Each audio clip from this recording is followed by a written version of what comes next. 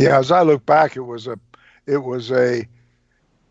and I don't know if Luger realized it at the time, but it was an incredible opportunity for him to come in, green as grass, and be able to have Tully and Arn uh, and Wooly and myself be able to groom him, and also uh, not allow him to be exposed as being really inexperienced. These these guys were the best in the industry, period. Not only in the Carolinas, but to me, Tully and Arn, uh, and I'm a bit prejudiced, I guess, but to me, they were the greatest tag team that I ever saw, and they also as individuals, uh, and Arn just became a great interview because his interviews were different. Um, and as a performer in the ring, he was not the biggest, but he just had it together. And especially when he was teamed with Tully, um, it just, when you look back at different crossroads in the business and being in the Carolinas at that time, and I remember when uh, Arn had been down in Pensacola, which is where he's from, and needed to go and get exposure, and that's how he ended up in the Carolinas. And we could see immediately that this guy's, he's destined to be one of the all-time greats, which he was, and he's a great guy, not only a great performer in the business, but a great human being, and one of my closest friends in the business. I joke with him that he is like the brother that I never had. That's how close we are. That is great, and I think anytime that you can be associated with Arn and Tully is just unbelievable. And for Luger to be that green and that in shape and that great looking, but and the flip side, not be that great in the ring as of yet, and really just not be as well developed, just the perfect complement. Do you think that the chemistry at all was altered as far as being a Horseman when you take out Ole and you put in Luger, or do you think everything was just kind of remain the same?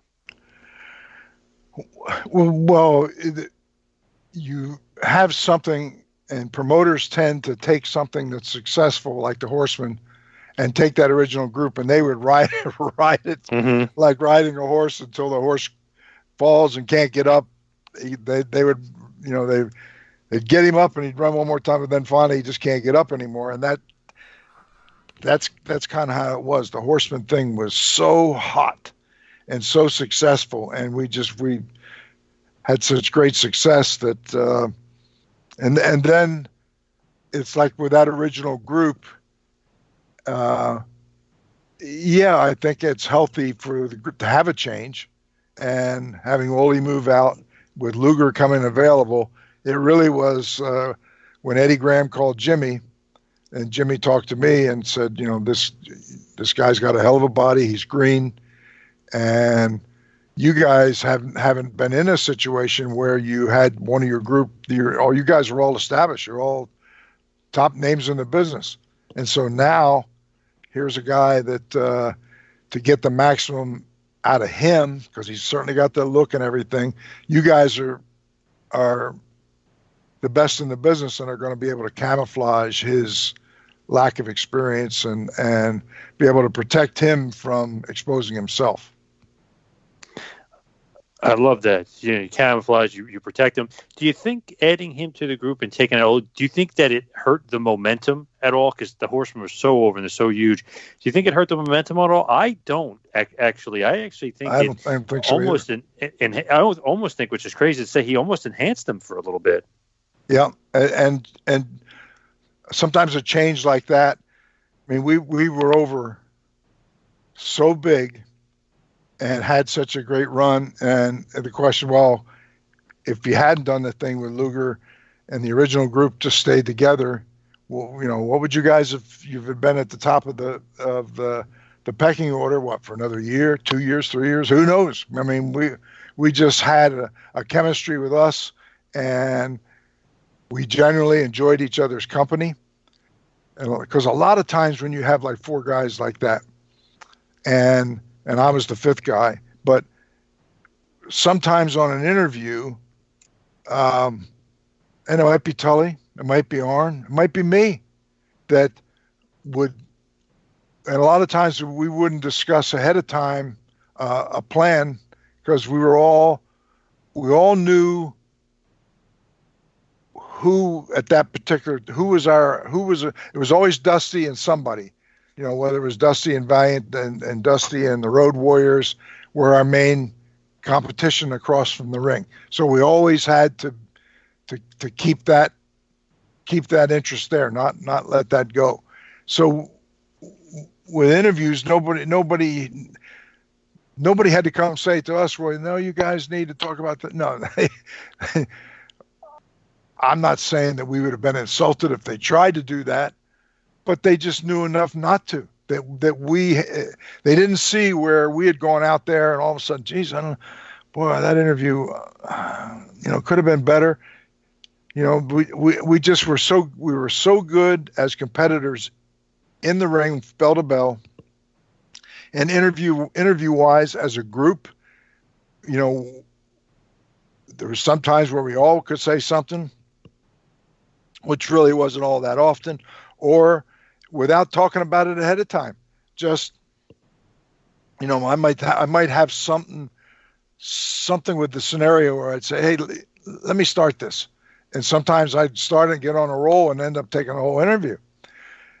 And another time it might be Arn say, hey, let me take this. Let me start this one. And Arn might end up taking the whole thing. But the other part that contributed to the success was that we didn't just stand there like robots. That as Arn was talking, I would be, it's kind of like managing. I would be in the corner managing somebody, and I didn't want to be jumping up and down and distracting from the match. And sometimes if you're and I've seen this happen where somebody is a manager and they didn't wrestle like I did, or wasn't part of a scenario like that, and business gets a little slow, and all of a sudden the guy's thinking, wow, boy, if they decide they need to cut back a little bit, man, I'm going to be the top of the chopping list, so I need to go out there and be animated, do something just to kind of let the promoter know that, hey, I'm important. You need to keep me good. And a lot of guys thought that way. I never did, because that's you say, well, it's your ego. Nah, well, maybe to a degree, but I knew what I was capable of doing. And if I stopped being a manager and went back to being a competitor with the tights on every night, I can handle that too.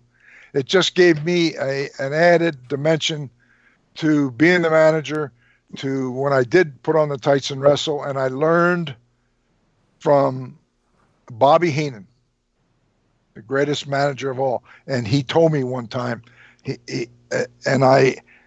one night in Houston, I went out and I hadn't wrestled there, and I went out and I tried to incorporate all the skills. That my timing wasn't exactly sharp, but all the skills. And I remember Paul Bosch. I'm thinking, he's going to be really happy. And because they used to come by and pay after in Houston, and when he came in, I could just see by the look on his face. And then at that point, it dawned on me, oh God, you didn't stop and think about what you were doing. You went out there and you wanted to perform not for that audience that had an expectation of you, but for the guys in the back, some of whom hadn't seen you wrestle for 6 months or 9 months or a year. And you wanted to remind them that you were a main event man in most of the territories that you ever appeared in. So I'm out there working for them, not for that audience that doesn't know about my whole reputation, because I'm just like new to that territory. And Paul reinforced that. And, I remember apologizing to Paul and saying, Paul, I just, it'll never happen again. And that's when I realized that there's a skill to, yes, being on top and being able to structure a match and your timing. But as a manager, that audience looks at you as somebody who you talk a good game like you're a big deal and you're going to be out there and I'm going to be so great. But when you get out there, you want to show them that by your performance, you're far from as great as you would like to think you are. And then that lives up to their expectations of wanting to see you fumble and fall and get your butt kicked. So it just was a great learning experience. And, I had such a great career, and being around people like Bobby Heenan that, was somebody that I could look up to, and because Bobby wrestled too. And I heard Nick Bockwinkel. I had a conversation with Nick Bockwinkel one time, and we were talking about Bobby. And he said that when Bockwinkel and Stevens had an incredible run in California for like a couple of years, and then went to Minneapolis, and Bobby Heenan was their manager. And he said, if one of us legitimately got hurt, meaning he or Stevens, that they would maybe be out for 5 days or a week. He said Bobby Heenan could go in, put the tights on, and work the match and be as good, and he went so far as to say, if not better than either he or Stevens. Bobby had it all. He could work, he could perform, he could talk, he could manage. I mean, Bobby had it all.